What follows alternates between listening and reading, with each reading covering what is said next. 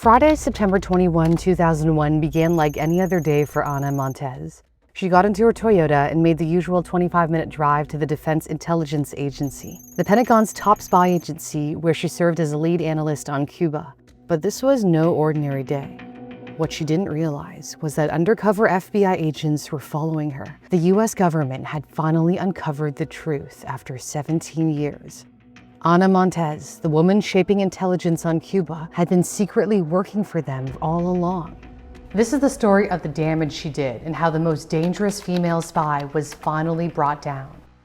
Ana Montes was born on February 28, 1957 in Nuremberg, West Germany, where her Puerto Rican father, Alberto, served as an army doctor stationed at the Grafenwehr Army Base.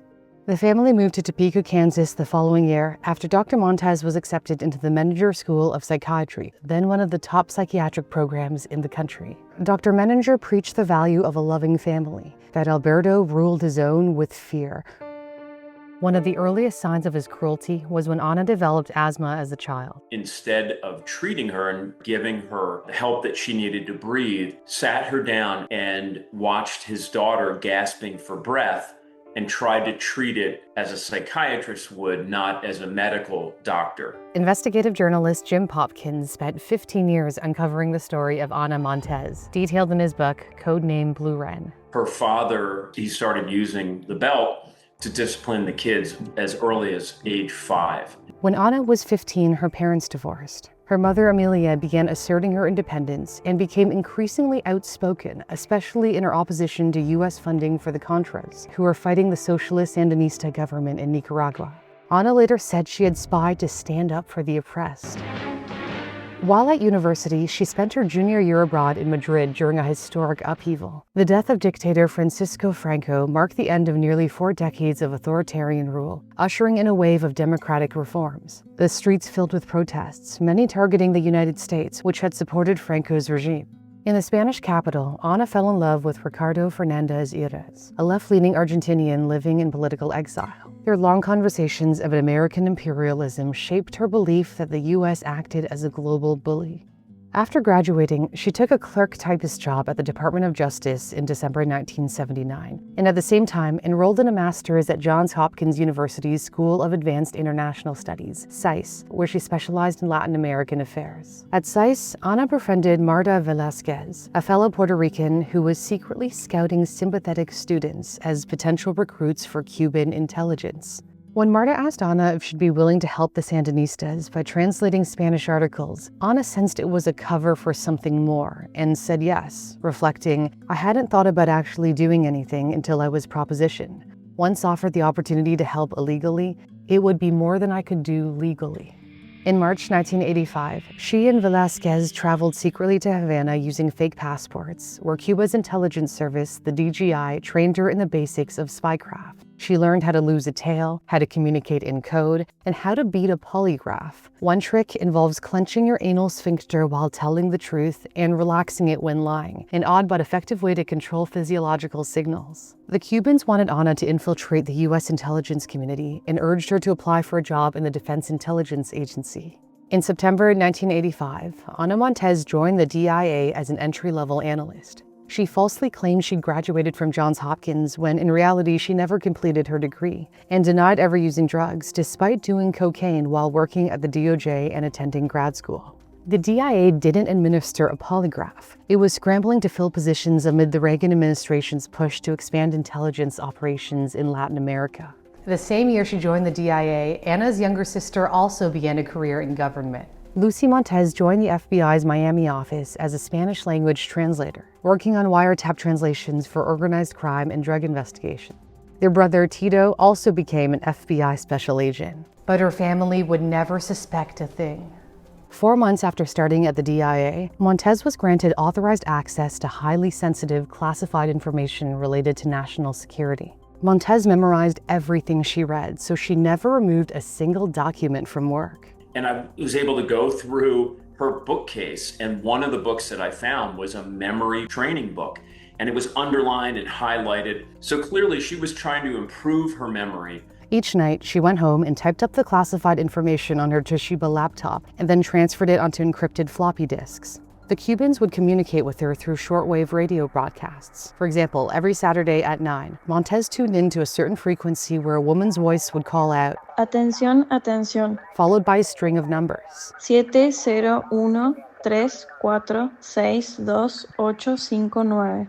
She jotted down the numbers on water-soluble paper, then used a decryption program stored on a floppy disk, along with a cheat sheet, to turn the digits into messages from her Cuban handlers. After receiving her instructions, she'd meet her handler at a DC restaurant and pass the disks between bites of Chinese food.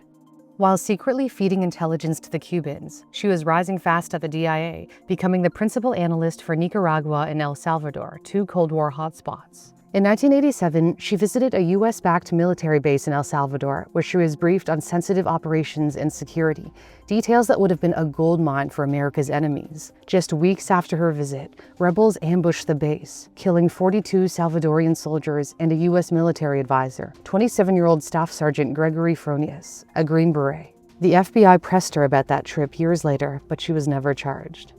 During a routine background check in 1991, Montes admitted to lying about her past drug use and falsely claimed to have completed her master's degree. Instead of facing consequences, an adjudicator let it slide, thinking she had learned her lesson and this happened years ago. When she finally took her first polygraph in 1994, she passed. Investigators later came to believe she used the same muscle control trick she'd learned in Havana.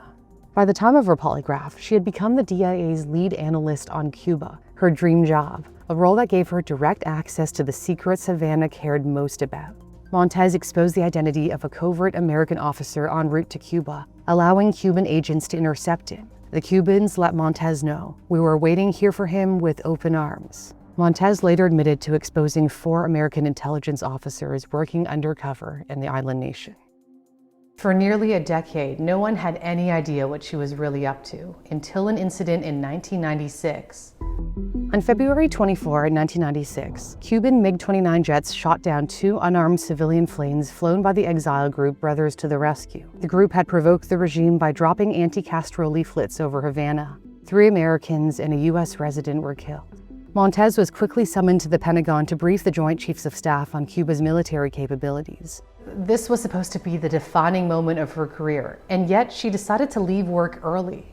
According to a coworker, Montes should have worked until 10 p.m., but received a phone call, became visibly agitated, and left early at 8 p.m. Montes met with her Cuban handler multiple times that week. The Cubans were desperate to know if the U.S. was preparing to retaliate. A counterintelligence analyst at the DIA grew suspicious of her and tipped off Scott Carmichael, a former police officer turned DIA spy hunter, who brought Montes in for what she believed was routine questioning. When Carmichael accused her of being a spy, she didn't deny it. Carmichael described to Jim Popkin how, that entire time, she was just scared to death and just staring at me. And I felt like she was staring at my lips to catch every word. She insisted no one called her at the Pentagon and that she left early because she was tired and hungry. Her answers didn't sit right with Carmichael, but he didn't have enough proof. The case was quietly closed and her espionage continued. In 1997, Montes is believed to have exposed a top-secret, multi-billion-dollar U.S. satellite program called MISTY. MISTY appeared to be a regular communication satellite to America's enemies, rather than what it actually was, a satellite designed to capture high-resolution images from space. She also tipped off the Cubans about an FBI surveillance van with a slightly raised roof concealing hidden antennas that was eavesdropping near Cuba's de facto embassy in Washington. As she impressed her bosses in Havana, she was also winning over her superiors in Washington, racking up accolades for her intelligence, expertise, and work ethic. She became known as the Queen of Cuba, but even queens can't rule forever. By 1998, the cracks in Ana Montes' double life were beginning to show, ironically because of her sister. By coincidence, Lucy was assigned to the FBI unit in Miami that helped take down a major Cuban spy ring known as the WASP network. The amount of information the FBI seized from floppy disks and intercepted radio messages filled 1,400 pages. Montes' handler abruptly cut off contact. The regime couldn't take the risk. From now on, meetings would be overseas, usually in the Caribbean. The silence devastated her. Montes had no friends, no one to confide in. 2 of her siblings worked for the FBI. She started showering obsessively, eating only boiled potatoes, wearing gloves when she drove. A lot of OCD, odd behavior, and it's because all the pressure that ironically her sister had helped to contribute to with the arrests in Miami. As Montes spiraled under pressure, a determined government employee was carefully connecting the dots. Known in codename Blue Wren as Elena Valdez, not her real name, she was an analyst at the NSA who had become convinced that a Cuban spy was operating deep inside the U.S. government. Her suspicions were based on intercepted communications and intel from the Miami arrests. Valdez had fled Castro's Cuba as a child with her family. So this was personal for her. She was a dog with a bone, and she needed to solve this. The NSA had a profile of the mole. The suspect was someone who had purchased a Toshiba laptop to communicate with the Cubans, visited the U.S. military base at Guantanamo Bay in July 1996, had access to something labeled safe, and met with someone important with the initials WD.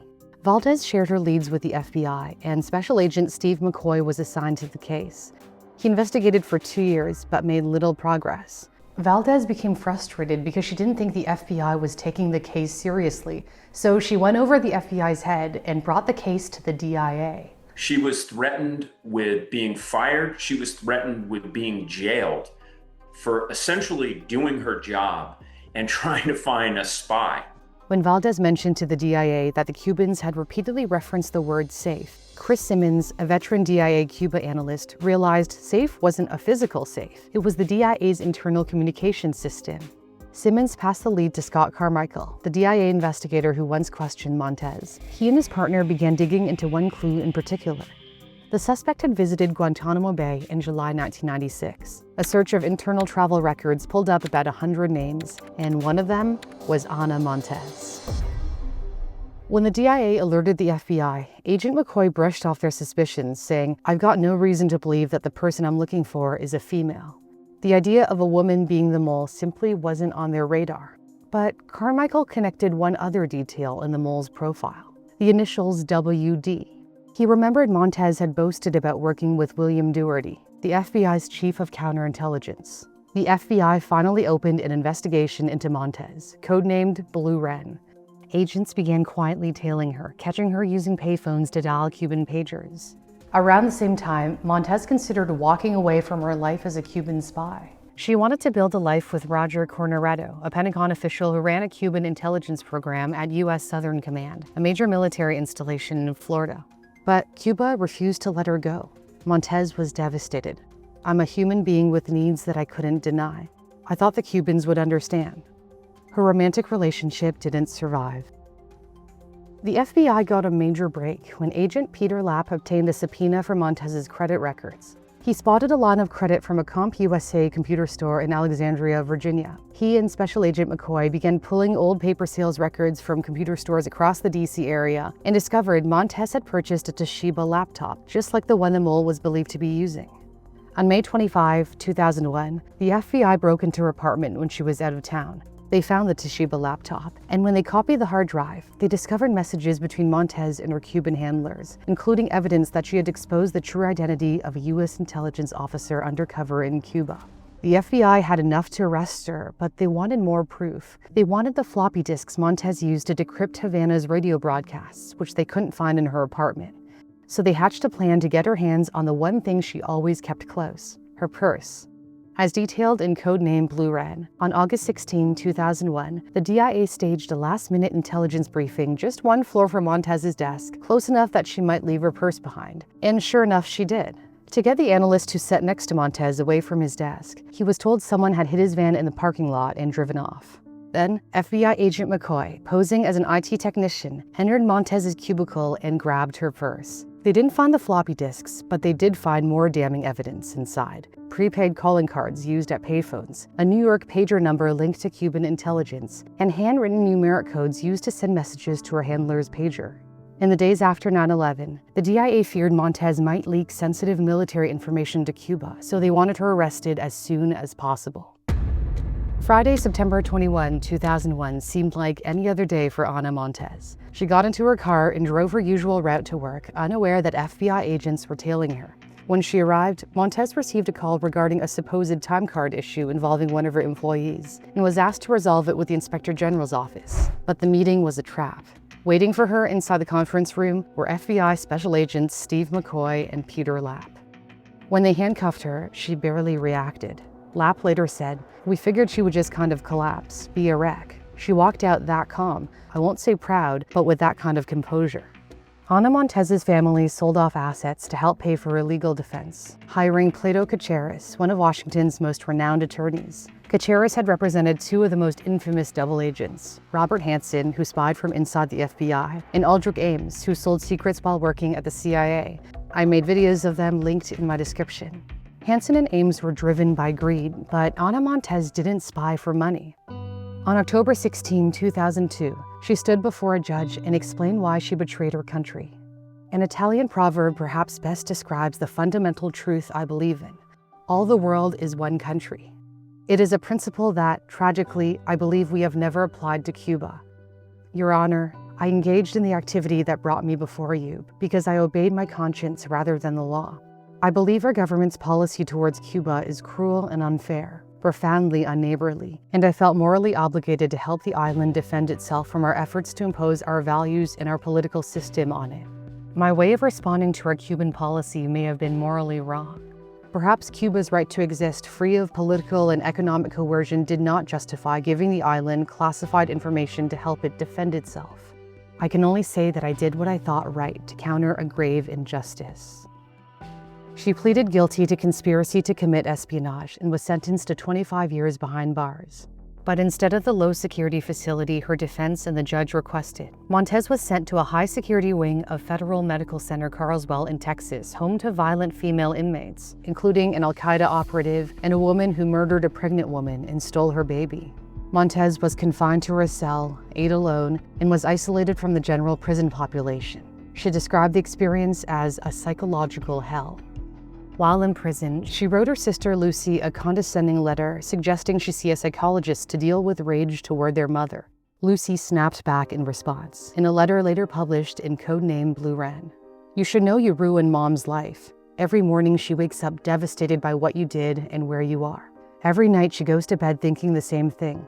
I've heard her cry because of you.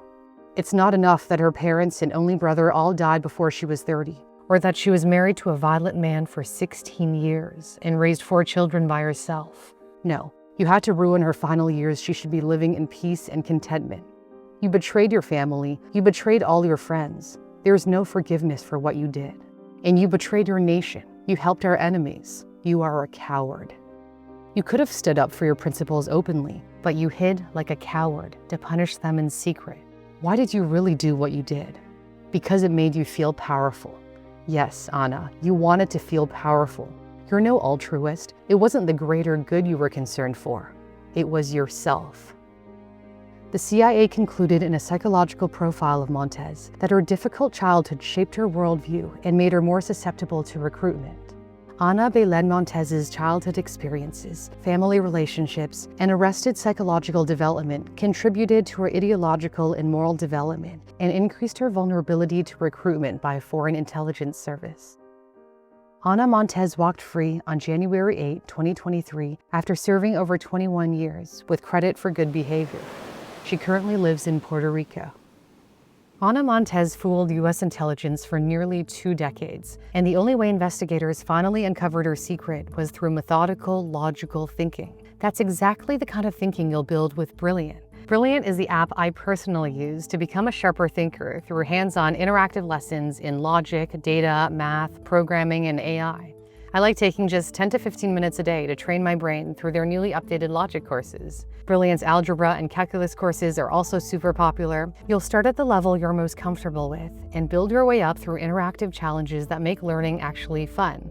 There's something for everyone, no matter your interest. You can learn how to program and start building programs on day 1 with Python. And the best part is you can try Brilliant completely free. Just visit brilliant.org/newsthink or scan the QR code on your screen. That's brilliant.org/newsthink. The link is in the description. You'll also get 20% off an annual premium subscription, giving you unlimited access to Brilliant's thousands of lessons. Thanks for watching. For Newsthink, I'm Cindy Pom.